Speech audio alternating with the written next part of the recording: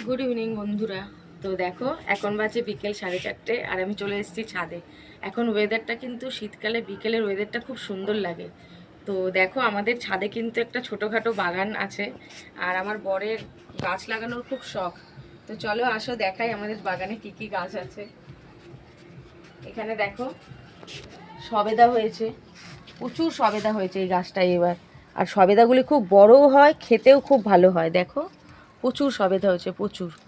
আর এইদিকে আমরা শীতের কিছু সবজি লাগিয়েছি। এখানে দেখো ধনেপাতা গাছ আছে, ধনেপাতা হচ্ছে এখন আস্তে আস্তে। আর এদিকে ফুলকপি গাছ লাগানো হয়েছে আমাদের, প্রায় 17-18টা ফুলকপির গাছ লাগানো হয়েছে।